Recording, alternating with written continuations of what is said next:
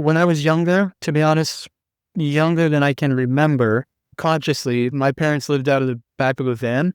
And then I came around and, they said, well, this isn't very sustainable. So that happened for a few years. Of course, I was too young to remember the details. But what I did see, and I do remember, is what came next and sort of my dad's process of starting a business to provide a better life than he had to me. And I remember sort of the late nights, I remember the stress, but I also remember the satisfaction that came from that. And I remember sort of, I guess, the entrepreneurial spirit and the result it had on me and my family. We're diving into bold risk, gut instincts, and building from the ground up with Dillon Hill. Dillon's journey is anything but typical. He left college to support a friend battling cancer, a choice that reshaped his view on risk and purpose. Later, he took another leap, leaving a career of stability to launch CosmoForge, a marketing strategy and CRM consulting firm. Dillon's here to share his journey and the lessons he's learned along the way. Let's talk about some leaps of faith.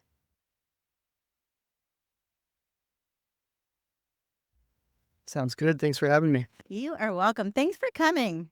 I want to really jump right in because I think your story is going to be so interesting and inspirational to all of the listeners of Daring Dreams. So why don't we start from the beginning with you? Actually, no. Let's start with the ending. So tell me a little bit about CosmoForge, what it does, and why you chose to build that business. Definitely stems from my history. I have seen organizations from the very bottom, from day one, from door-to-door sales kind of stuff, all the way to very large corporations, household names. And I've learned kind of the similarities and the differences between them. And I've enjoyed very much helping people go from point A to point B. So, of course, I haven't quite taken someone from door-to-door sales to Amazon level business yet. But that's certainly the dream. And I really enjoy the challenge that it brings working with quite a few companies. So for a bit there, I was working in-house in marketing, helping the company grow. And it just doesn't have the same excitement as trying different things. So that's what we do now. I started CosmoForge. And the idea is to help other businesses get from point A to point B, right? And of course, that always includes digital marketing, but it goes much beyond that. It includes the processes of what happens when someone calls you and how do you make sure that you're not kind of taking notes on a sticky note that gets lost in the office or something like that. So yeah, it's kind of the idea, helping businesses grow, taking them from where they are to where they want to be. Okay. And is there a certain kind of business that you really love working with? If I have some listeners that are that type, who is your ideal client? Yeah, so we specialize in companies that have high lead values. So if someone goes on a website and calls them or submits a lead form, that is typically worth around $500 for our clients. An example would be a fence contractor, company that sells carports, company that creates custom camper vans, like the ones that you sleep in when you go to national parks. Anything like that, where a phone call is worth at least $500 or so. When I first found out about you, I heard your story about leaving college. And why don't you share with us a little bit of your background? Because I really want people to know that, you can have a dream and find it and follow it no matter where you start. So why don't you share your journey and I'll just let you talk. Yeah, there's definitely some highlights. I would say the earliest one was when I was younger, to be honest, younger than I can remember consciously. My parents lived out of the back of a van. And then I came around and, they said, well, this isn't very sustainable. So it's been for a few years. Of course, I was too young to remember the details. But what I did see, and I do remember, is what came next and sort of my dad's process of starting a business to provide a better life than he had to me. And I remember the late nights, I remember the stress, but I also remember the satisfaction that came from that. And I remember sort of, I guess, the entrepreneurial spirit and the result it had on me and my family. And it really stuck with me, and that was very important to me. Though my dad is very much sort of the blue-collar kind of guy. He works in the trades. And so it was something I didn't exactly sympathize with that side of it. I was very much into computers, into video games, that kind of thing. But I knew I wanted to do something. So I always dreamed of starting something that was important. Fast forward to when I was 17 and started thinking about going to a good college, like every 17-year-old in the world. the sort of the recommendation out there is, hey, spend some time volunteering, spend some time, putting stuff on your resume. And I tried that, and the opportunities available to people around that age were not enjoyable, for lack of a better word. They're filing paperwork. They're not directly interacting with the people that, you really want to be interacting with when you're spending time with the idea of helping them. So yeah, at 17, I created a nonprofit, a charity that uses video games and virtual reality right when it was cutting edge to help kids in the hospital. And I learned a lot from that. I started a because of the experience with my dad, but also when I was young, when I was about 12, the childhood best friend that we'll talk about more later, he was diagnosed with cancer the first time, and we used video games as a way to get through that. So I had this own thing I wanted to solve with myself, which was filing paperwork to volunteer to get into a college feels like a scam for everyone involved. I want to do it in a way that really is important to me and sounds fun to me. So is that still going? It is, yeah. The pandemic really slowed it down, but we're trying to figure out a way to work around that still. So what's your biggest lessons from that? Because I know I have clients who have started nonprofits. It's not easy. What's your biggest takeaway from that so far? Don't be afraid of the embarrassing Google searches. I think I Googled every single step of the way, starting off with how to make cake pops, because that's actually the very first thing we did was, do a bake sale.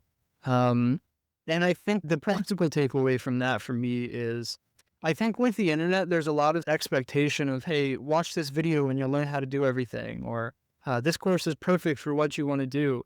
I've learned that my process is always be content with what you have, but also be aware of what comes next. And we have all these resources out in front of them. Just find a problem and break it down into the smallest fundamental steps you can.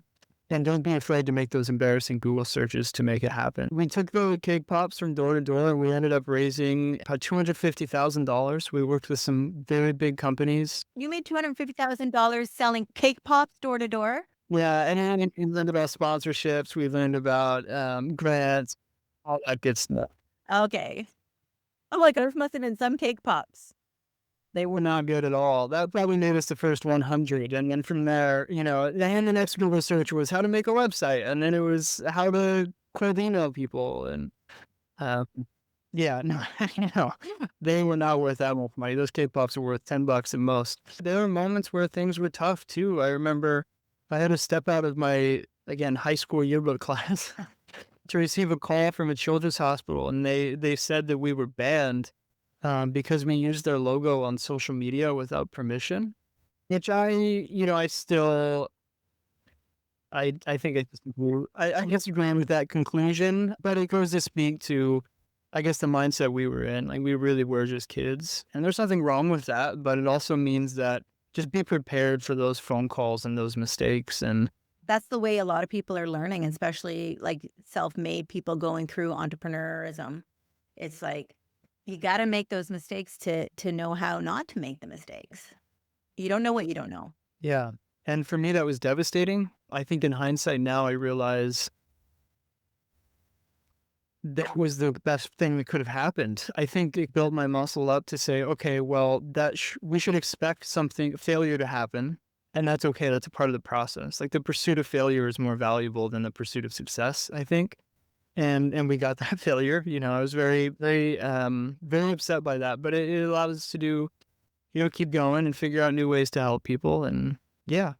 So, and then eventually, I did get into college. Excellent. And then what happened?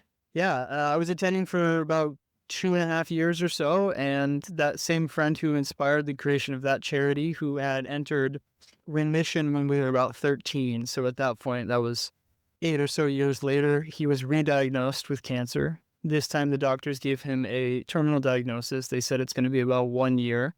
And I remember after he called me and he told me that information, we finished up the phone call, and I was in the middle of doing econ homework, and my brain was just like, oh, I got to finish this. And so I started working on it, and a few minutes later, I'm like, what am I doing here? This is not what it's about, like, it just didn't feel like the right next step to receive that kind of news.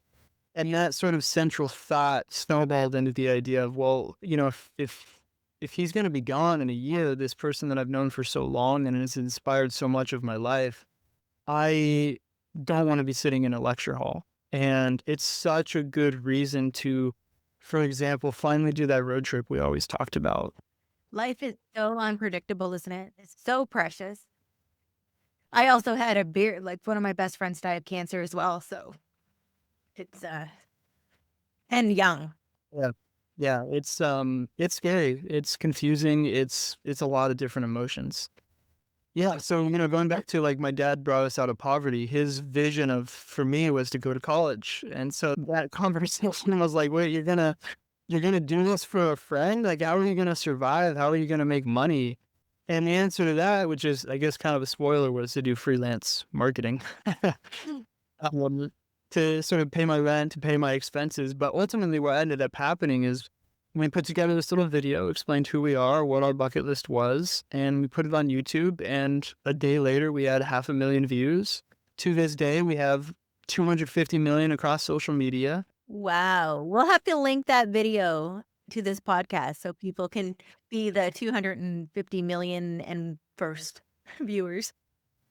Yeah, there you go. Most of them are from like reposting through like Good Morning America type stuff. But yeah, it was crazy. It meant that some of the wildest things we had dreamed of doing were accessible. Like within that 24 hours, we had a goal. We wanted to feed 100 homeless people, and we had companies like Jack in the Box reaching out to us to just say, go to the local store, buy whatever you want, we'll take care of it. And it was just like the beginning. You got so much more spectacular, tons of stories I could tell. But sort of the main key one, number 4 on our bucket list, was to break a world record. We struggled a lot with what that would be. Ultimately, we came to the conclusion that in his case, he had leukemia and he needed a bone marrow donor. And so we said, let's break the world record for the largest bone marrow donation drive. How many can we get in 24 hours? So we partnered with the National Registry. We put together a social media campaign called Lemons for Leukemia. The idea was, when life hands you lemons, how do you make your lemonade? So we challenged people to smash a lemon, blow up a lemon, throw a lemon to make lemonade. Oh, I love that. And that exploded once again. And yeah, ultimately we broke that world record. The last tally was about 13,000 people. None of you. And then what really blew our mind is one of those people, complete stranger, 0.006% chance of being a perfect genetic match, was the life-saving donor for my friend. And he's in remission ever since. I'm so happy. I didn't know that was part of the story. Oh, that's so good. Sorry, that was a twist that I wasn't expecting. Okay. There's a lot of, yeah. Sometimes they only get the first part out of the story and they're like, oh, I'm so sorry about your friend. Anyway, I gotta go. And it's like, wait. Oh my gosh, that's so amazing. I can't believe you guys found a donor in 24 hours. That's so crazy. It's hard to believe. It's all anonymous, right? So we don't know who the person was. But because we partnered with the registry, they were able to, we accepted an award from them. And when we were there, they're like, hey, we can't tell you details, but your campaign led to this moment. And we're like, holy crap. That is cool. And how many other lives did you save? The last tally was 11. Wow. That tally was many years ago. The people we worked with probably aren't even at the registry anymore. That was in 2019 was the last time I heard an update. Wow, that's a good story. His end game in that case was, I can live a normal life, and that's what he continues to do. My end game was, holy smokes, I can't believe the world just did that for us. Yeah. So we tried to continue the momentum and help other people with cancer, with their bucket list. We helped a few different people. We broke a few different world records. There's this girl, Lexi from Ohio. We did the world's longest pay it forward chain. So we went to, I'm not sure if there's Dutch Bros up in Canada. No. Okay. Well, not where I am. Drive-through coffee chain. We paid for the person behind us, and it lasted for 36 hours. And it's a 24-hour venue, so like it was just pumping the whole time. Wow. And nobody broke the chain in 36 hours? Well, that was when someone did break the chain at 36 hours. Yeah. Which is, I mean, on one hand, like they shouldn't feel obligated to pay for someone else. We shouldn't have to take on that burden. But at the same time, I would have loved to have been a fly on the wall when, when they made that decision. Was kind of in on it. They knew what was happening. And so, I might blame the car in front of them because maybe that guy knew and he bought like a $70 order and the other guy bought a coffee. You never know, right? He'd be like, "Yeah, I'll do it." And they're like, "Oh, it's $79." Yeah, no, forget it. right. Yeah. I mean, maybe people were doing the second day in their morning commute and they're like, oh, well, it's still happening. I might as well. I'm going to buy breakfast for everybody. Yeah. Yeah. So that kind of worked out. And then, eventually it was time to be a big kid and do big kid things. So I went back to the workforce, continue to try to do that when possible, just like the other organization. Again, the pandemic really slowed it down, made it quite challenging. But yeah, started working again. And then I just found, I found it very frustrating that I had 70% of a college degree, which is entirely evil. I recognize that. But it was just kind of, in the back of my head, the pandemic, like for a lot of people, was just very isolating. So I was like, well, I'm still pretty young. What a great opportunity. I'll get back and, go back to college, finish that up. And I was planning on doing that. And then my brother was like, why don't you just get a master's instead? Or at least try to. And so I did that. And yeah, I went and got my MBA. While I was doing that, I was working full time. That was quite a challenge. And probably through the burnout of that, but also through the curriculum, I think I realized I want to continue dreaming big. I want to continue sort of solving random problems. And I want to be able to have sort of the ability to solve those problems because you can't really solve big problems at a place like Google or large corporations. So yeah, that is, I graduated about in June of last year, and that's when I started the company as well. Okay. So your company's so new. Yeah. There's going to be a lot of people listening who obviously are inspired by your story. And I think now I have like a zillion questions in my head. I think one of the points that before I ask questions that your stories make is that people want to help other people. That's human nature, right? And so when you can come up with something like the ideas that you had that are innovative and different and like really connected to the heart, people jump in and support that, right? And so I know for those of you who have been following me, I talk about this a lot and having purpose in your business and tying that purpose to, what you do. So it doesn't have to be what you sell, but it's like that underlying good that your business is doing. And this is just another case in point that says people want to help people. And so if you can be a catalyst for that through your business, wow. And I think that business owners and entrepreneurial people like Dillon are the people who are going to be able to make those kind of big community social gives, contributions, because we've got these minds that just don't stop, right? So do you incorporate any of that side of your life into CosmoForge yet? My dream is to be able to build up enough rapport where the service that we provide is charitable marketing, not necessarily like marketing charities, but more so partnering with large companies to do record-breaking charitable initiatives as a way to get the word out for them. For example, so one thing I still do is a scholarship. We run a scholarship in honor of a friend of mine who we lost to domestic violence in 21. And it's just a small little thing, but I'm trying to convince some of our clients, like, hey, you should do a scholarship. It's going to get a lot of buzz towards your website, and it's going to be very rewarding for your employees to, be on the committee and know that they're helping people, and sort of the cascade effect of helping someone's education. Yeah, and then another thing too is like on our onboarding plan, we have sort of all of our own processes, right, of how to do these things.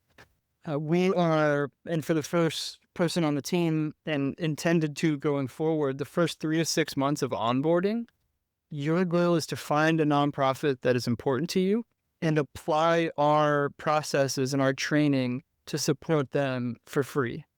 So, if you're onboarded as like a Google Ads specialist, reach out to your favorite charity, run some Google Ads grants for them, do it in our sort of way so you get up to speed on how to do it.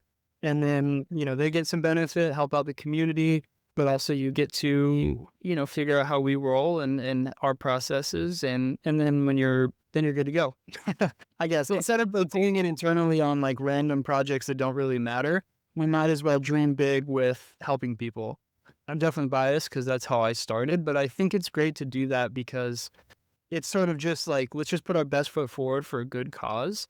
And it's sort of a low risk environment to experiment and dream big and try things that you wouldn't be able to do if we threw you into the trenches on a big client, for example. Sometimes I have a hard time convincing businesses to add this element of contribution to their brands. And, for me, it's like, this is like the base. So if you think about your brand, this little tutorial, and I know Dillon probably knows it.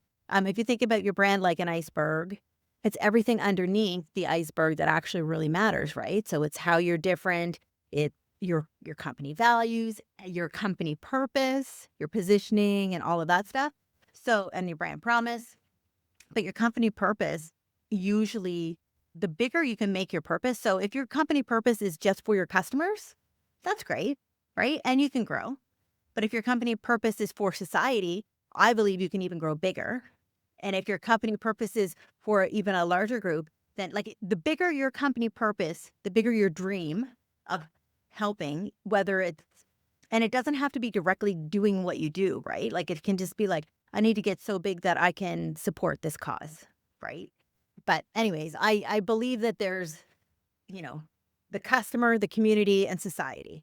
And then the bigger you dream, the bigger your company can become. Because I think that the way the world is going is we are all humans who are just wanting to be connected and wanting to matter. And when companies understand that and build that in, it changes lives, but it also changes businesses. If you were to pick I guess, piece of advice for somebody starting out, being like about a year in, that maybe would have made your first year a little bit easier, what advice would you give? I would say whatever sort of fledgling idea you have, break it into the smallest possible baby steps you can to start taking action.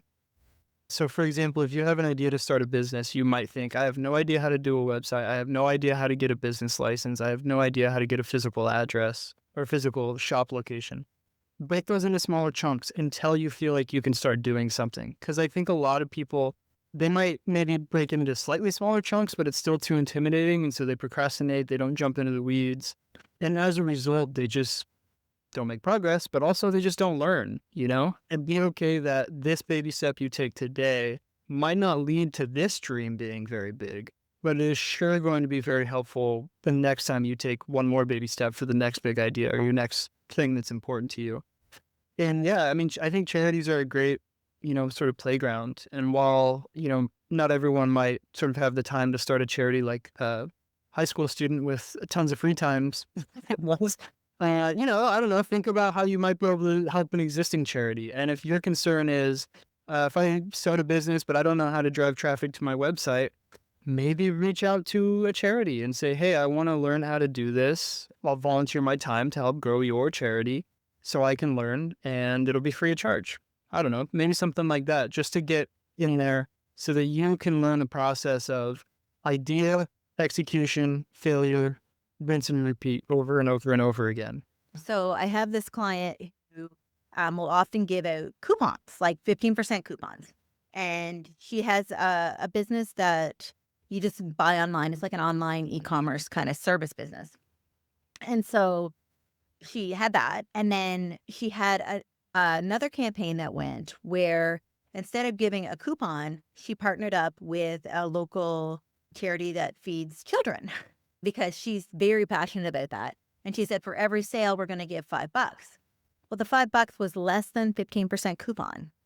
And that promotion blew everything out of the water that we've ever done with that client.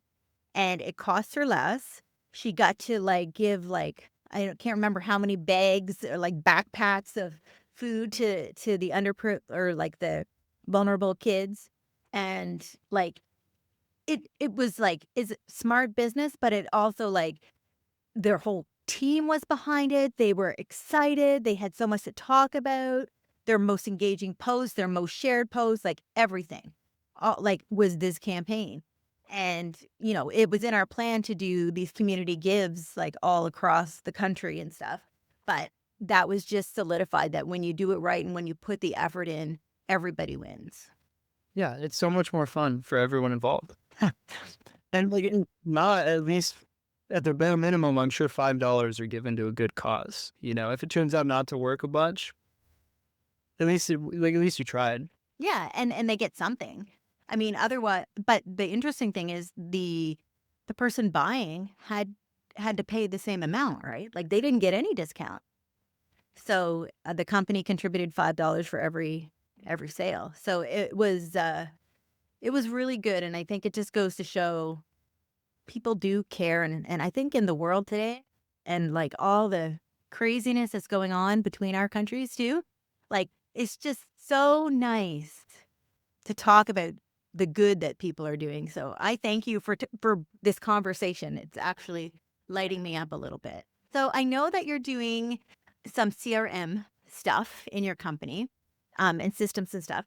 What would be your tip or your biggest advice for a small business who might require a CRM? And for those of you listening, a CRM is a customer relationship management tool to help you keep track of your leads and your contacts and your sales and put them through different sales systems. What's your advice on somebody looking to start to do that and kind of get a little bit like the out of the Excel spreadsheet and into a more streamlined approach? Yeah. I mean, there's always particulars I can recommend, but I think sort of the philosophy is the important part. And I think it's important because if you are using spreadsheets or you're using physical, pieces of paper, whatever it might be, if you're not using a CRM, it feels as if it's a huge burden to switch over, right? You have to move all your data, you have to learn how to use it, and you have to remember to use it every single day. And you got to pay money. Like, it's not convenient. But I think the way sort of I position it in my head is the value that it provides you, because I don't think most people start a business to communicate the same thing to many customers or to have to struggle to remember a sort of offer that you provided someone. Like all of these little details that can be tedious, let the CRM do the thinking for you. And if you choose the right CRM, that's exactly what it's for. It's to take all of the unnecessary things that aren't fundamental to why your business is fun, exciting, or why it exists, and putting it into a software to do the thinking for you. So if you're having tons of phone calls with prospective clients, take that out of your head. Release yourself from that stress and let a CRM just keep track of all of that information for you so that you can focus on the fun stuff. You can engage with the client, you can provide the service or the product, and focus on, I'm making a lot of assumptions, but focus on what's important about the business and what's fun rather than like the paperwork, because a CRM will more than likely make it way easier for you. Yeah, I agree. Especially some of my clients, I know they need it. They need it desperately. So, how do you get around the front, like the initial hesitation with people on those? Like, because you had said, it seems even for me, I've got a couple clients that I'm like, they actually really need it, but I'm like, it's just such a daunting job. Which, in my opinion, is not the most compelling reason to get a CRM, but it certainly comes up a lot, is asking my clients or potential clients, what percentage of your leads or your potential customers convert into customers? And more often than not, if they're using spreadsheets or they're using physical paper, they can't answer that question. And then we go down the rabbit hole of, okay, well, you're spending $5,000 a month on Google Ads, and you know that you're getting phone calls and form submits and website traffic. But if you don't know how many of them are turning into actual customers, where's that money going? Like, it could just be going in the trash, and you can't answer that question. So if you want to be able to answer that question, you should get a CRM. And then that opens up a whole rabbit hole of running your ads, running your marketing strategies, considering print marketing versus digital marketing. It all comes down to how do people engage with the actual sales process, the purchase process, rather than the things that can sometimes be vanity metrics that are a little bit more accessible.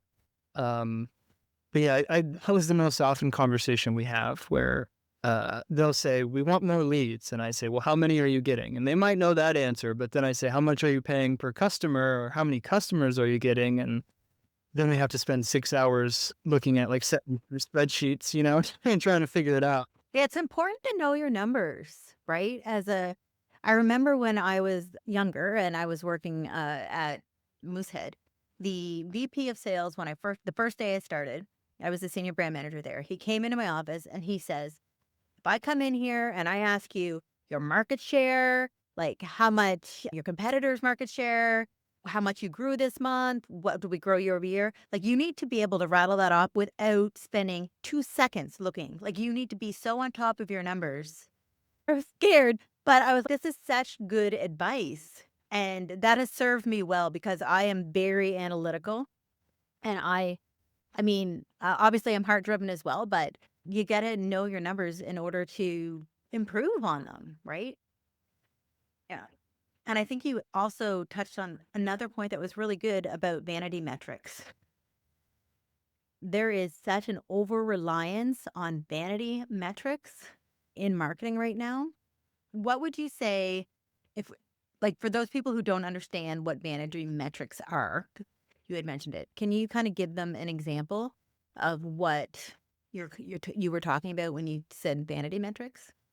Sure. I don't know how useful this example will be. You'll have to let me know. But, going back to that foundation I created for my friend, I mentioned about 250 million views.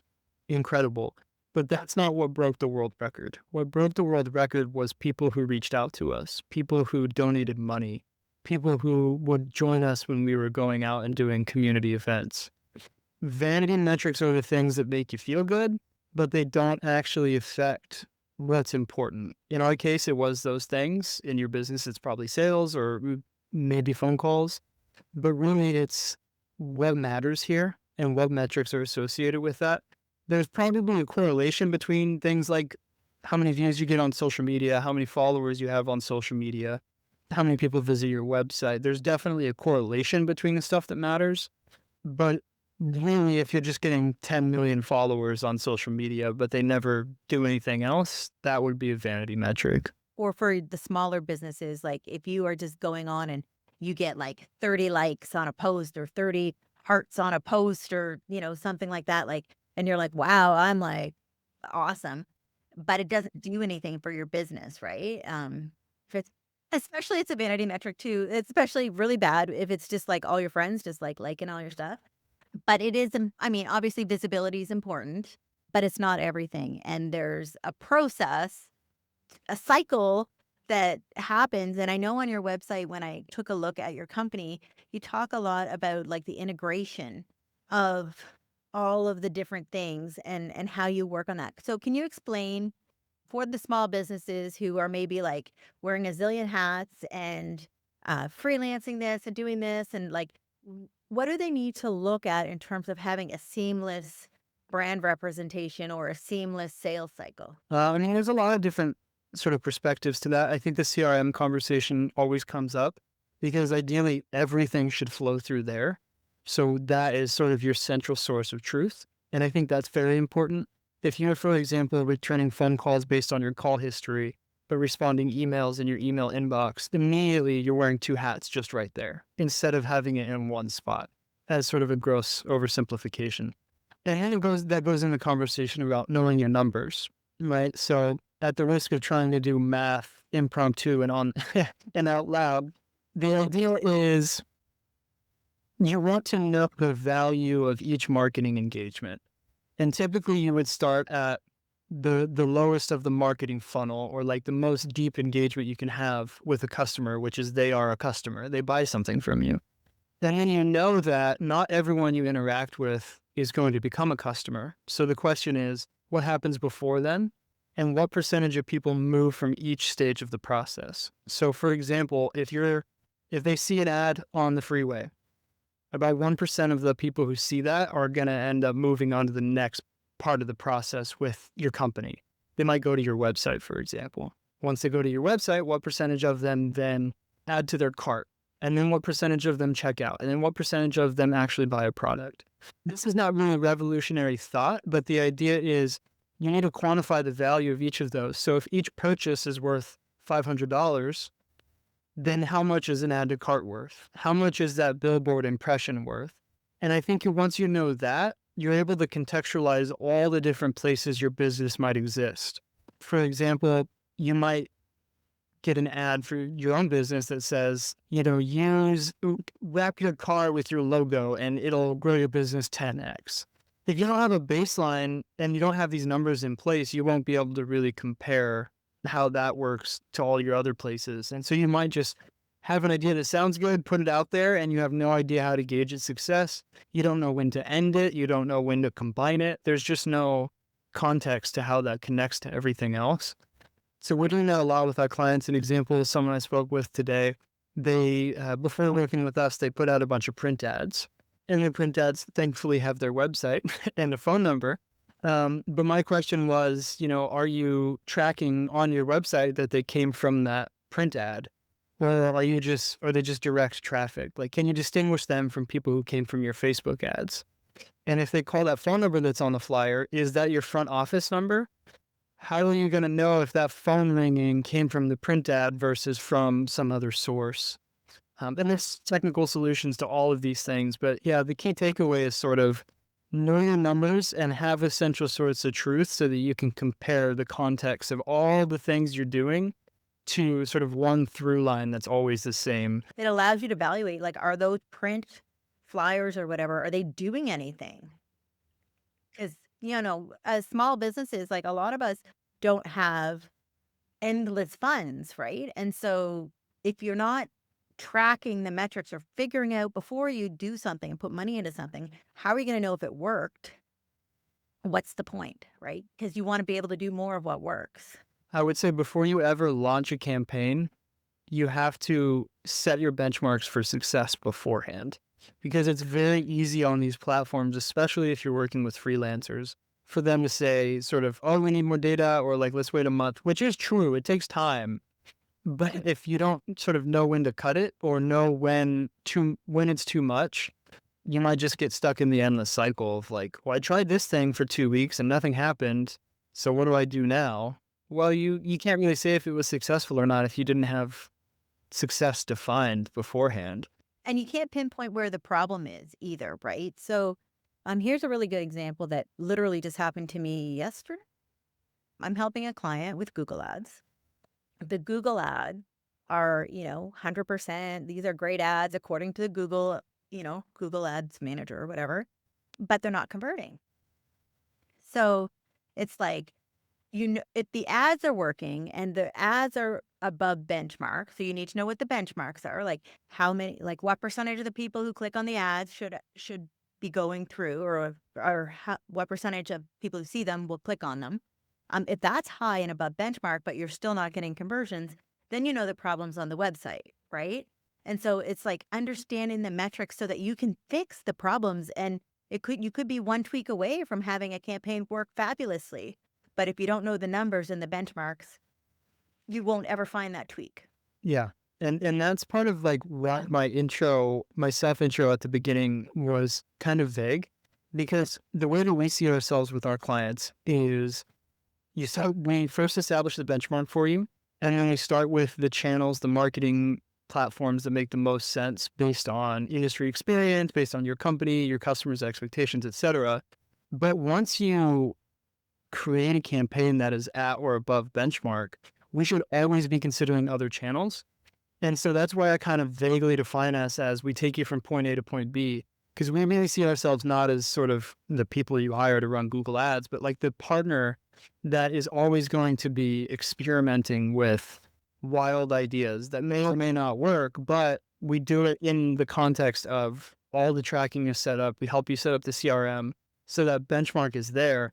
And then you can do fun stuff, like if you try Google Ads and they don't work, but it's all benchmark, then try something fun and maybe it will work. And I think I don't know. And for me, I'm definitely biased, but it makes it way more interesting to go through the process of, working hard on these campaigns and eagerly awaiting the results if it's not just doing what everyone else is doing. Yeah.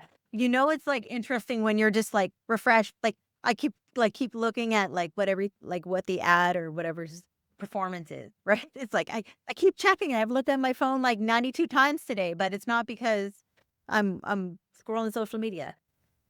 Yeah, and I think there's something to be said, and it's a good reminder for people, Dylan, about creativity and the human. Like we're in the age of AI.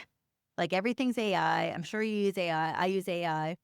But this idea of doing things big and doing things different and like taking that leap of faith and like that is where I feel like this conversation is going with you. I feel like that's a big part of who you are. But that is a human thing. Yeah, So how do you come up with like crazy ideas and big ideas? I think it helps that I've seen the outcome. I know that when I have something I can't stop thinking about and I'm losing sleep over this thing that an average person would think is stupid, well, not all the time, but sometimes it turns out really incredible. And I think knowing that makes it a lot more fun and a lot more sort of worth the effort, worth the shot.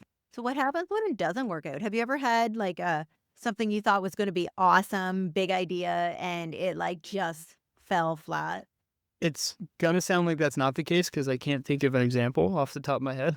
But happens all the time, you know. A good example is a client, they do a car detailing. And we put together this Valentine's ad, and it was this whole campaign around like make their car shine as bright as their smile.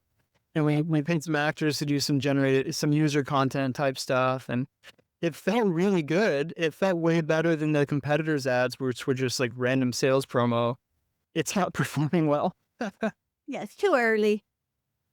Well, yeah, exactly. But that's just a recent example. There's much bigger ones. But also you might be one tweak away, right? There's always hope because sometimes it's not as big of it's not the concept that's missing, right? Yeah. And if you contextualize it with this campaign exists in this sort of step of the engagement funnel, then yeah, we're not getting a bunch of leads or sales from this big idea. But maybe the purpose of this campaign that we should have set from the beginning was impressions. And maybe in 6 months, when someone is more ready to buy, they'll remember this ad campaign that made them smile. They remember this viral thing that happened. And so you just got to be willing to. It's very tempting when we're running small businesses. You need sales now, of course. But if you really think about the numbers and you have it all planned out and you take a step back, think about your benchmarks, there is value in simply engaging with people as long as that's the purpose and it's contextualized in sort of building a long-term relationship. A lot of small businesses don't understand the benefit of brand awareness. It's like, I need the money now. I need the sale. I need the sale. I need the sale. But if you build the brand and you build the awareness, those sales will come because you want to be the first one in the consideration set when they're ready to buy. So I think, there is, even though a campaign may not have been exactly what you wanted, there's always, like you said, there's always the benefit of doing something. I'm not sure if personal injury lawyers are big in Canada like they are here in the US. They exist. It's a huge industry, but it's an interesting case study because when you think about it, lawyers are not really able to do middle funnel marketing. They can't, for example, or not easily have like an email newsletter list, right? They can't be like emailing you every month saying, "Hey, did you fall again?" Like call us. It's not work. So they need to sort of address the intense sides of the spectrum, which is brand awareness, or is like Google Ads, right when you're searching for an injury lawyer near you. But they just saturate that awareness because they know, and they always come up with funny slogans. The one everyone's heard of is "Better Call Saul," but in reality, someone near here, it's something wrong, call Anne Fong. Oh,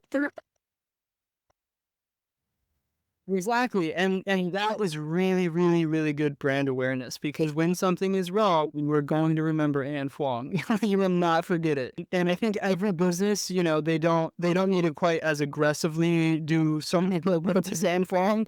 But there are opportunities where when someone does need your service, being front of mind because they've been exposed to you so many times, even if they haven't purchased before, is extremely valuable. And that's why jingles are so important, and like the McDonald arches are so important because when you're hungry, your brain like is just tricked into thinking of things.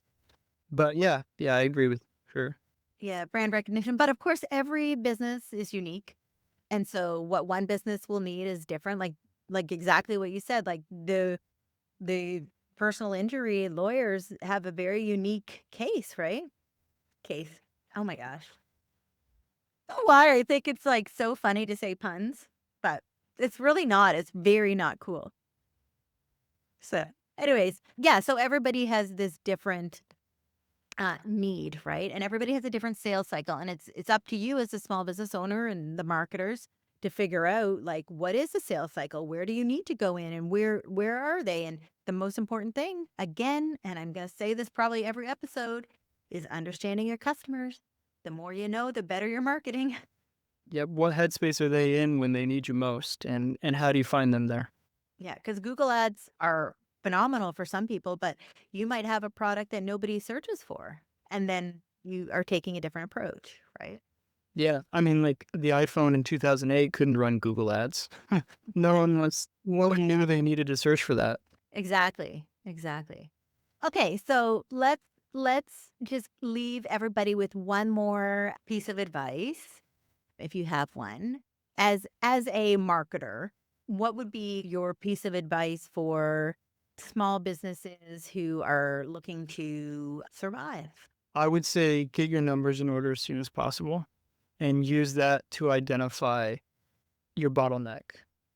If you're not getting enough customers, everybody wants more customers. You got to figure out where in the relationship with your prospects that's falling apart and focus there. More often than not, it's going to be somewhere around sort of the website engagement part of the funnel is going to be the best part to actually be able to have an impact soon, but also being reasonable with, the way the market works is somewhere in that part of the process. Dylan, how can people find you and how can people work with you? Yeah, they can visit CosmoForge.io. They can reach out through the contact form there. And yeah, I like helping small businesses. So if you just want a quick question, quick advice, feel free to reach out. Or we can work together on a regular basis, whatever works. Well, it was awesome chatting with you. Thank you so much. We'll continue chatting, but everybody else, see you later. Bye. Thank you.